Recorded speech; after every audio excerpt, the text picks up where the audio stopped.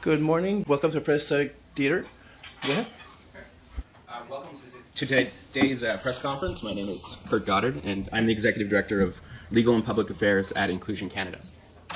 Before we begin, I'd like to acknowledge that we are gathered on the traditional unceded territory of the Anishinaabe Algonquin Nation. We, settlers, are visitors to this land.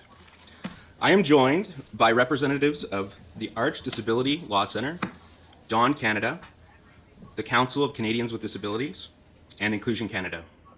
Our organizations are in Ottawa this week in order to monitor Canada's progress in implementing the UN Convention on the Rights of Persons with Disabilities. Assisted suicide, or medical assistance in dying, in Track 2, is a disability rights issue, both for people with psychosocial disability and for people with other disabilities. I am passionate about this work not only as a lawyer, but also as an individual. I lost my father to a violent suicide in 2010. The traumatic loss continues to affect me and my family. In the year that followed my father's death, I supported my mother, who lived with complex and fluctuating mental illness. Before she passed, I just want to say that I'm very familiar with pleas for assistance to die. There were ups and downs. The complicated mental illness reveals both periods of amazing vibrancy and periods of darkness. Having learned about ableism and MAID from persons with disabilities, including the membership of the organizations gathered here today, and being informed by lived experience, I and my colleagues are supportive of the swift passage of Bill C-62, which delays MAID for mental illness as the sole underlying condition, with an amendment to repeal expansion altogether, and the subsequent tabling of legislation to bring Canada's MAID law back into alignment with disability rights through a full repeal of Track 2. I am happy to introduce Carrie Jaffe, staff lawyer with Arch Disability Law Centre, who will speak to MAID for mental illness as a human rights issue. Thank you, Kurt. Good morning. The organization where I work, Arch Disability Law Centre, is a specialty legal clinic that works exclusively in disability rights law. Arch provides free legal services to low-income people with disabilities across the province of Ontario. We also work with organizations of people with disabilities and disability organizations from across Canada on national issues. As Kurt said, this week myself, my colleagues on the panel, and representatives from disability organizations and communities across the country are meeting with the Canadian Human Rights Commission to discuss some of the key human rights issues facing people with disabilities in our country today. The list is long, but at the very top of that list is medical assistance in dying. Arch is deeply concerned that MAID Track 2 is an answer to suffering caused by economic and social inequality that many people with disabilities live with. At Arch, we have clients who have applied for or are thinking of applying for MAID Track 2 because of suffering related to barriers in society, including living in poverty and a lack of accessible, safe housing. We have clients who cannot get the services they need, for example, attendance services, to help with activities of daily living.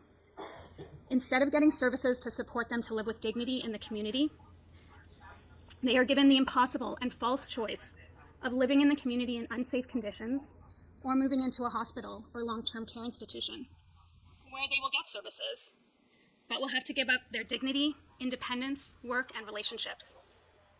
These are not people who are dying or people who want to die. They are simply disabled enough to need a level of support in the community that Ontario does not offer. Arch has clients who cannot get mental health services or who've been on wait lists for mental health care for long periods of time. And this is consistent with 2022 Stats Canada data, indicating that there are often long wait times for community mental health counseling, and that 1 out of 3 people with a mood, anxiety, or substance use disorder report unmet or only partially met needs for mental health care services. Arch is deeply concerned that expanding MAID to people whose sole condition is a mental disorder will lead to even more people contemplating, applying for, and receiving MAID due to socioeconomic suffering. And our concerns are bolstered by the concerns we've heard from psychiatrists. In a recent national survey, 61% of psychiatrists said that MAID for mental disorders should not be allowed, and 80% said that the Canadian medical system is not prepared for MAID for mental disorders. Psychiatrists said that Canada's healthcare system barely has enough resources to provide basic mental health care, and the pressures for expediency, budget cuts, and beds will lead psychiatrists to suggest MAID and patients to choose MAID as a quick and easy solution. ARCH has also said that MAID Track 2 violates Canada's international human rights obligations, including rights for people with disabilities, which Canada agreed to implement when it ratified the United Nations Convention on the Rights of Persons with Disabilities. And one of those rights in the convention is the right to life. Free choice is a central pillar of the right to life as it applies to assisted dying. The right to life requires that a person freely choose assisted death without any coercion or external pressure. People with disabilities who live with persistent poverty, lack of safe, accessible housing, social isolation, lack of adequate services and supports in the community, and people whose only option is to live in an institution all face social and economic pressure. Their choices are extremely limited, and often they are not in a position to exercise free and constrained choice when it comes to decisions about MAID. This has been recognized over and over again by a number of UN disability rights experts, one of whom said that economic and social rights are key to affording genuine autonomy instead of the myth that is currently in the law at the moment. Some argue that people with mental health disabilities deserve equal access to MAID, and that if people want MAID, we should give it to them. Who are we to judge? But we should all remember that expanding MAID to mental disorders is a judgment. It is an active step that says that we as Canadians feel it is a safe and necessary service to provide through our publicly funded healthcare system. The serious concerns expressed by disability communities and the healthcare community demonstrate that MAID for mental disorders is not safe. And we should also remember that MAID is an exemption to the crime of assisting someone to commit suicide. Why is that a crime? Because we value life, and because suicide prevention is an important public health objective. Everyone is entitled to equal access to suicide prevention, healthcare, an adequate standard of living, accessible safe housing, and supports to live with dignity in the community. Without economic and social rights enshrined in law and implemented in reality, MAID Track 2 and MAID for mental disorders is dangerous and is a violation of the rights of disabled people. I agree with a lot of what she said. As a person myself who has a controlled mental issue, I'm pretty lucky that medication works very well for me. But for other people who don't, I can only assume that that MAID would look at least a little bit intriguing at some point. Especially, let's say, with epilepsy, if you're having seizures, 10 times a day you can't work because you're having spells, then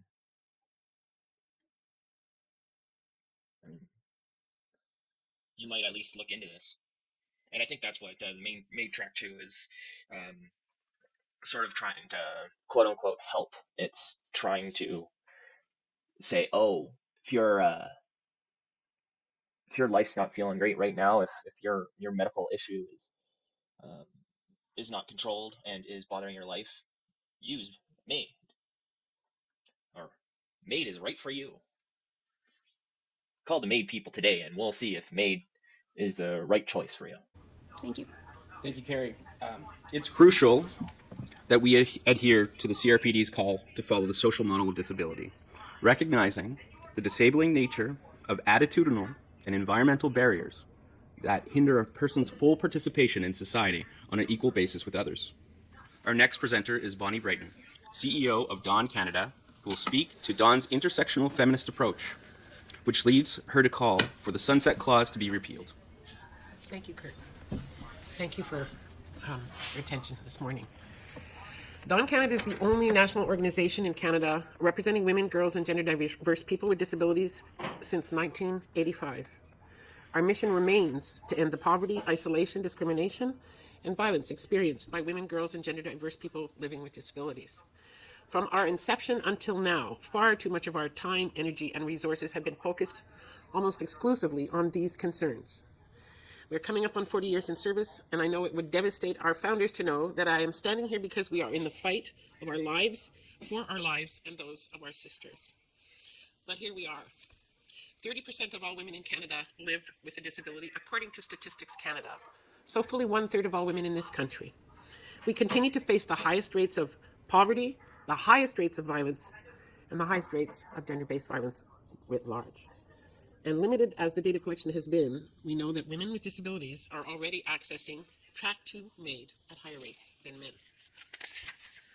Women are more likely to be diagnosed with both mental illness and disability, and I would say that the evidence is fairly clear why that's the case. In a 1995 Dawn Canada publication called Don't Tell Us to Take a Hot Bath, Shirley Masuda recognized both these intersections and the inherent risks it meant to women with disabilities in terms of the devaluation of our lives and the likelihood that we would indeed one day be facing a battle for our lives against state-sponsored violence, and here we are. When Tracy Latimer's life was taken, we warned of the slippery slope where the memory of her life remains to this day. In her brilliant and incredibly detailed parliamentary brief, our then President Carmela Hutchison wrote from her bed in a hospital following an induced coma, also sharing the chilling experience she and other patients and family members on the critical care unit where Carmela was, were both subtly and not subtly being encouraged to consider MAID. And this is at onset of MAID before Track 2, on that ward. Carmela also reminds us that in that brief of Misty Franklin, a woman with a disability whose entire life trajectory was from childhood about coercion, control, and violence, about how easily and how many women and girls in this country become victims of violence and abuse, become disabled through that violence, and are forgotten. I have the names, post-it notes, beside my desk of women who reached out to Dawn Canada because they wanted to be hopeful, wanted to live, but were already so desperate that MAID was presenting to them with what seemed to be their only option. On those post-it notes are the names of Susan and Ruth. They're both gone, they both lost hope, and they are dead. More could be said, but I'll shift our focus for a moment to Ashley Smith, a child with a disability, a child who was lost to a system that sent her to an adult incarceration and death because she threw an apple, all while her protectors looked on. Although men are more likely to die by suicide, women are 3 times more likely to attempt to end their lives. And women are hospitalized 1.5 times more often than men for suicide-related behaviors. Again, supported data. This trend is reflected in other countries, in Belgium and the Netherlands. Psychiatric MAID has been overwhelmingly accessed by women. Between 69 and 77% of psychiatric MAID deaths in those countries are women. And so to quote Carmela Hutchison, the grim reminder in that brief, we do not have capital punishment in this country, nor do we extradite offenders to countries who do, because we are concerned that we may inadvertently execute an innocent person and cannot devise adequate safeguards to prevent this. And so it is for this reason, at the press conference today, it makes it clear that the legislation we have to put the brakes on Track 2 MAID and must pass the legislation we're discussing today and completely repeal Track 2. I really don't have anything to say about that lady there, what she was talking about. So let's just continue. Thank you, Bonnie. All Canadians deserve equitable access to suicide prevention, and women with disabilities are not disposable. Next, I'd like to introduce Heather Walkus, chairperson of the Council of Canadians with Disabilities. Heather will speak to the harms caused by Canada's current MAID law, which led her to call for the repeal of Track 2. Hello. I'm glad to be here because for so many years, in the 48 years that Council of Canadians has been in existence, we have every year had to face the attitude of people that we are disposable. There's nothing wrong with people with disabilities. It's an inaccessible environment, policies and attitudes that disable us. My body is as able as anybody's body can be. However, because of that, there's a long history of how people with disabilities are viewed and how they're treated. In Canada, there was a time when most people lived in rural environments. But when Canada the population shifted from 75% rural to 75% in cities, we became noticed. We weren't hidden anymore. And as a result, the inequities of housing, of just trying to get through a city, find housing for many of us, didn't happen. And we're still, all these years later, 45 years later, since that huge shift in population in Canada, we're still considered less than. It's a frustrating time for us right now because now we have an absolute legal fight to push back on Track 2. Track 2 says anyone can choose MAID. There's no way of knowing how many people, if they had the resources, they had the support, if they weren't in poverty or did not have a place to live, would still be alive today as a result of proper supports. Our people, disabled country, in this country of Canada, are choosing MAID not because they're suffering because of their disability.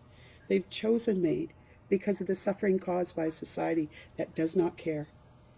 And this is something I think we really need to look at, because already in my life, and I'm almost 69, I've had 5 different medical and social worker people suggest MAID to me as an option of being blind and also in a chair.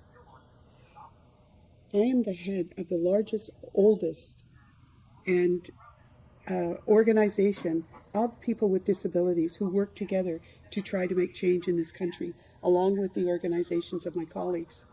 It is a long, hard fight, and the idea that we are using rights in this country, the right to die, instead of the right to live, astounds me. I'm a history buff, and one of the things that I've really noted in the early 1900s in Europe was how many people were with disabilities, especially after the war, the First World War, were institutionalized, pushed away, locked away, many with experiments, many with starving. That was a sequel, or the sequence of events into the war, Second World War. It wasn't a big leap that people with disabilities were the first groups annihilated. Genocide is genocide. It may look pretty because we have laws, but it's really comes down to dollars and cents. We saw it during COVID. We saw a really important thing happen in this country. Premiers and our prime minister stood up every day to tell us what's going on with COVID, and they talked about we're there for contributing Canadians. Yet the disability community lost supports. Can you imagine if you're in a bed and your health support worker that's to help you get out of bed no longer came and there was no way for you to get out of bed? Many of our people were left for days and days and days without food, without water, without the supports that were in place. As we went through COVID, we noticed something very interesting, that the supports that we use were thin, very thin. We rely on public transportation, wasn't there. The ability to continue getting support through the medical profession was very thin. Many of our people ended up in hospital without supports like an intervener, without supports like a sign language, without supports to be able to say what you wanted. In the hospital near where I lived, there was a clear directive that you cannot do, if someone was in heart failure, they could not resuscitate them because of the fear of their breath hitting the medical staff. Many of our people were in hospital or in congregate care facilities, had no one to advocate for them, and most of those people had one or another form of disability. When we look at StatsCan and we look at the latest numbers, it is clear that we are edging into 1/3 of the population of Canada is reporting to have a disability. 1/3 of us are disposable, and it is cheaper to kill us than it is to support us to live. It comes down to that basic number game, and it comes down to a belief and a backwards argument around the right to die. I want to finish with something. We deserve the right to live. How about that being the standard? That we all deserve the right to live with dignity, support, and in a way that we are not pressured and pushed and our world becomes so small because slowly our supports disappeared during COVID and they've not come back. And in fact, they're much less than they were. This is the pain that is in the disability community and their families. How do we deal with this? In a country this large and this has so much resources, we don't even have a national program to get wheelchairs, to get hearing aids, to do things that support that we could have more independence. Again, it's cheaper to let us die. And during COVID, while people talked about contributing Canadians and ensured they had a level of income, people with disabilities stayed well below the 38 poverty levels that are used in this country. The result of that was that many of us perished during COVID, not because of COVID, but because we were never in the disaster plan and we were forgotten. And that's painful for me. And yet no one has done the study about what happened in COVID. What really happened to us? And we're coming out of it. During COVID, Track 2 came into place. Anybody with a disability is able to die. So you reduce resources, you reduce support, you push people to the margins, you drive them to the margins, and then say, well, it's their disability that caused them suffering, so they chose MAID. And that is where we plead to all Canadians, take a look at that. We are not sort of an obscure group of aliens. We are your brothers, your sisters, your mothers, your dads, your children, your grandchildren, your nieces, your nephews. That's who we are. And yet, rather than the support to live, we have a support to die. Thank you for that. Thank you, Heather. Very nice. Couldn't agree more. Couldn't agree more. While it is imperative that MAID for mental illness not become legal this March, or ever, there are significant issues with Canada's existing MAID law which need to be addressed as soon as Bill C-62 is passed with an amendment, the amendment that we're calling for, to repeal the expansion indefinitely. Our final speaker of the day is Krista Carr, Executive Vice President of Inclusion Canada. Krista will speak to the question of readiness and how the government can respond to the systemic harms being caused to persons with disabilities. Thanks, Kurt. Inclusion Canada is a national organization advancing the human rights and full inclusion of people with an intellectual disability and their families. We've been raising concerns with Canada's MAID regime since the Supreme Court decision on Carter. We intervened in the Carter case, asking for the Supreme Court not to open the door to medical assistance in dying, because we knew full well that once that door was opened, it would become a slippery slope to death for persons with a disability. However, even we could never have conceived of just exactly how slippery that slope would be and the breakneck speed at which expansion would happen. We were also an intervener in the Truchon-Gladue case that went unappealed by the federal government in 2019. This decision led to the government expanding assisted suicide to people with a disability whose deaths are not reasonably foreseeable. It is practically unprecedented that the federal government would amend the criminal code based on one low court decision in one province in Canada. You would normally see them defend their legislation all the way to the Supreme Court of Canada and only change it if mandated at that level. In this case, however, the government chose not to appeal the Truchon decision and has professed that expanding MAID to people not at the end of life was mandated by the courts, when that simply is not the case. Fundamentally, we know that MAID to persons with disabilities not at end of life, as opposed to suicide prevention and other social and economic supports, is unequivocally discriminatory. Disability organizations across this country have been clear about this and predicted that if we expanded MAID to people with a disability not at the end of life, people would die who desperately wanted merely to be able to live a life of dignity with the support needed to do so. And right we were. If you look at the data on MAID deaths in Canada, we have already outpaced countries who have had some form of legalized medical assistance in dying for years longer than we have. We are seen as having the most permissive MAID regime in the world. 682 people with disabilities, not at end of life, died under Track 2 MAID in 2021 and 2022. We don't even have the numbers yet for 2023. So when they tell you that expanding MAID further to include people with a mental illness will only be a very, very small number of people, remember, That's what they said when they implemented Track 2. And it's expanding. The numbers are getting higher every year.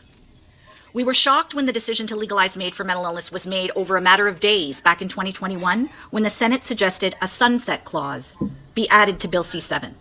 This happened at the 11th hour, following all consultation and committee study that never even debated assisted suicide for people with mental illness because the bill expressly excluded them from it. Passing the sunset clause was a rushed and uninformed decision. In debating whether to make medical assisted suicide more widely available, the government has only celebrated their progress in moving towards readiness for MAID for mental illness. We are not ready, and we will never be ready, because we simply must not go down this road. Why? Because over 3 million Canadians have a mental health related disability. Because mental illness is the fastest growing disability type in Canada. Because half of all Canadians have unmet mental health care needs. Nationally, the average wait time for psychiatric care is up to 2 years. People with an intellectual disability experience unique barriers. 1 in 3 people with an intellectual disability are overprescribed antipsychotic medication. Diagnostic overshadowing gets in the way of actual mental health diagnosis. Much mental health treatment continues to occur within institutions known to put people with intellectual disabilities at risk of serious harm. And few therapists have enough training to feel confident in even treating people with an intellectual disability. People with disabilities are dying by MAID in coercive, inhumane circumstances. They're choosing death by MAID over life in poverty, institutionalization in long-term care, without adequate housing or pain relief, lack of access to home care and other disability support services. They're dying because Canada is failing to meet their needs and facilitate a life of dignity. They are not dying to escape a painful life that is not caused. They are dying to escape a painful life not caused by their disability, but by gaping holes in our social safety net.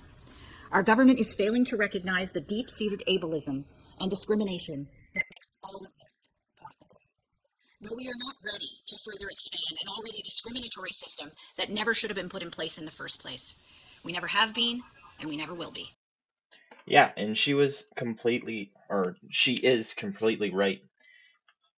I took a quick look here, and from the CBC News, of like all news sources, stated that in 2021, MAID was 4.1% of all the deaths. In 2022, MAID accounted for 31.2% of all deaths in Canada. And from 2016 to 2022, the grand total amount of deaths from medically assisted dying was 44,958 people. Talk about opening floodgates right there. And thank you to all of our speakers. And with that, I will turn things over for the Q&A portion of our event. Thank you. We'll now start the question period. As a reminder, 1 question, 1 follow-up. We'll start in the room with Megan. Go ahead. Hi, my name's Megan Gilmore. I'm with Canadian Affairs. This question is for probably for Kurt or Carrie. I just wanted to have somebody speak to the legal issues around this, because we have heard people say, like, the courts said that we need to have MAID for mental illness. I was just wondering if either of you could explain why that's an incorrect interpretation of the law. Sure. Thanks, Megan. Thanks for the question. We've never had a decision from the Supreme Court of Canada that has said that MAID needs to be expanded to people with mental illnesses or mental health disabilities. In Carter, the Supreme Court said that their decision was limited to the facts of that particular case, and they were not pronouncing on any other circumstances, which may be brought forward to the courts. And that case was not a situation of people who had mental illnesses or were asking for MAID in relation to a mental illness. So we've never had a decision from the highest court in the land about this. And as Krista mentioned, our government chose not to appeal the decision in Truchon, the Quebec lower court decision, up to the Supreme Court of Canada. That case was also not about mental illnesses, so we've never had a pronouncement case in that case.